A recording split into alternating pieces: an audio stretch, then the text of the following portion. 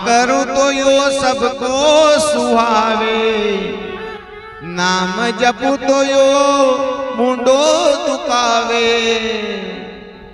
घर में है भूत भरा वो सतगुरु कैसे मिले। कहा जाता है जिस घर में शिव की नाम नहीं होता है, महादेव का नाम नहीं होता है, उस घर में भूतों का वास होता है। हाँ, जिस घर में दीपक नहीं लगता है उस घर में भूतों का वास। आइए यह महाशिवरात्रि के पावन पर्व पे मंगलमयी आज ज्ञान के गंगा समापन नहीं, समाप्त कभी नहीं होती है भगवान की कथा, क्योंकि हरि अनंत, हरि की कथा अनंत, केवल विराम देते हैं। हाँ, तो आइए आज यह पावनमयी ज्ञान की गंगा में चलते हैं। एक शिव पुराण में कथा आती है, बहुत सुंदर कथा आती है। एक मार्कंडेय ऋषि थे, बहुत तपस्वी थे, भगवान महादेव का नाम जपते थे। डेली का नियम था अभिषेक करने का, ओम नमः शिवाय का जाप करते थे। लेकिन क्या होता है, इनके यहाँ संतान नहीं थी, और संतान नहीं थी तो एक दिन बाबा को मनाया और शिव जी का भजन करने लग गए। और बाबा को ऐसा मनाया और एक दिन महादेव की तपस्या किए, और महादेव जैसे तपस्या करने लगे उस समय भगवान शिव ने दर्शन दिए और कहा मांगो, क्या मांगना है। और उसी समय भगवान महादेव ने कहा मांगो, तो उसी समय कहा मेरे यहाँ संतान नहीं है, मेरे यहाँ संतान ने, मुझे एक संतान दे दो। बाबा अब मैं क्या बताऊं आपको, अब तो घट घट की जानने वाले हो, मन को जानने वाले हो, अब त्रिलोकीनाथ हो बाबा, आप सब कुछ जानते हो, मुझे केवल एक संतान दे दो। बाबा ने कहा एक संतान, लेकिन कहा जाता है संतान तो तेरे भाग्य में नहीं है। लेकिन बाबा कहा गया कि जो भी आपके दर पे आए कभी भी झोली खाली नहीं जाती है। बाबा मैं भी आपके द्वार पे हूँ, बाबा मेरी भी झोली खाली मत पहुंचाओ। बाबा किससे मांगू मैं, आपके सिवा किससे मांगू, बाबा मेरी झोली भर दो। भगवान महादेव ने कहा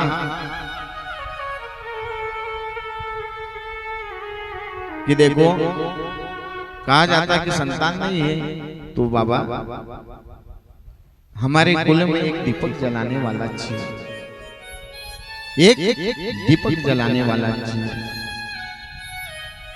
भगवान महादेव को दया आ जाती है। भगवान महादेव ने कहा लेकिन एक शर्त पे दूंगा। तो मार्कंडेय ऋषि ने कहा बोलो कौन सी। तो कहा मेरे पास में 2 प्रकार के बेटे हैं। हाँ, एक तो 100 साल जिएगा, एक 5 साल जिएगा, आपको कौन सा चाहिए बता दो। तो मार्कंडेय ऋषि ने कहा कि दोनों में से ये बताओ कि 5 साल वाला कैसा होगा बेटा और 100 साल वाला कैसा होगा। उसी समय का कि जो 100 साल वाला होगा वो अधम पापी होगा, अत्याचारी होगा, दुराचारी होगा, हाँ, संतों का अपमान करने वाला होगा, ब्राह्मणों को सताने वाला होगा, कभी नाम नहीं जपेगा, जब जब नहीं करेगा, बहुत बड़ा पापी दुराचारी होगा।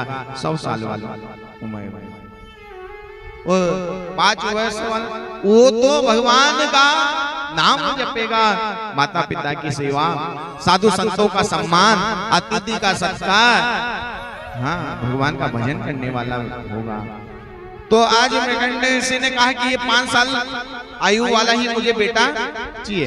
तो भगवान महादेव ने कहा 5 साल वाला तो है, लेकिन 5 साल के बाद में ये मर जाएगा। उसके बाद महादेव उससे कहा भले कितने साल भी जिए, लेकिन मुझे 5 साल वाला, क्योंकि कम से कम नाम तो चलेगा कि बेटा हुआ था। हाँ, न ऐसा बेटा पाके मैं क्या करूंगा जो समाज में अपमान कराएगा। हाँ, अतिथि ब्राह्मणों संतों का अपमान करेंगे, ऐसे बेटे को मैं क्या पाऊंगा। नहीं नहीं, मुझे तो चाहिए तो केवल वही 5 साल वाला बेटा। भगवान महादेव भोलेनाथ ने कहा तथास्तु, तूने कहा तेरा वचन सत्य हो जाए। आज बाबा महादेव की ऐसी असीम कृपा होती है कि इनके यहाँ बेटा जन्म होता है, बड़ा सुंदर और बड़ा ही दिव्य तेज सजल और सुंदर आंखों वाला। और महादेव की असीम कृपा से आज मृकंडे ऋषि ने देखा बहुत सुंदर बालक है। हाँ, कितना प्यारा है, शिव की कृपा से हमें मिला है। लेकिन अफसोस भी करने लगे, दुख भी, एक सुख भी है लेकिन एक दुख भी है।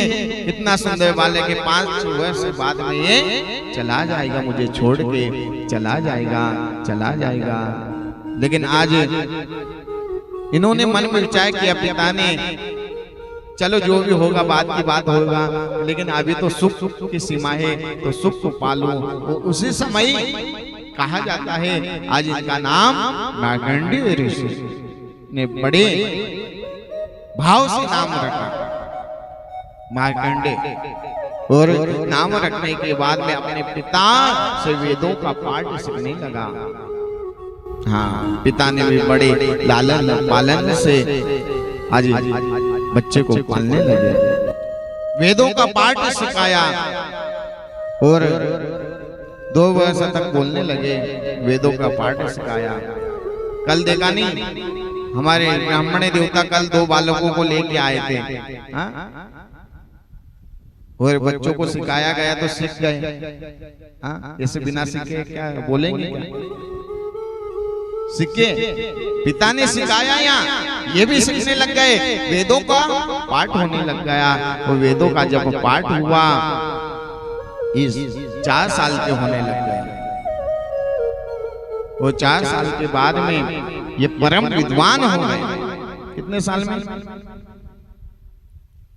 4 साल में। समय धीरे धीरे बीतने लगा। उसी समय क्या होता है, केवल 1 महीना बच गया। और 1 महीने आज घबराने लग गए, 1 महीना बचा है, अब मेरा बेटा चला जाएगा, अब मेरा बेटा चला जाएगा, कैसे बचूं, कैसे बचूं।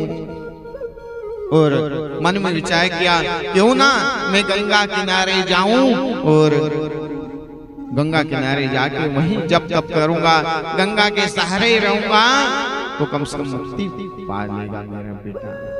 और इसी विचार को लेके गंगा के तट पे जाते हैं। एक कुटिया बनाई, घास पत्तों की एक कुटिया बना के और पर्ण कुटी बना के रहने लगे। और कहा जाता है, आज मार्कंडेय आते हैं अपने पिता से, कहने लगे, पिताजी मेरे लिए कुछ काम हो तो बताओ। क्या कहा? पिता से मेरे लिए कुछ काम हो तो बताओ। तो उसी समय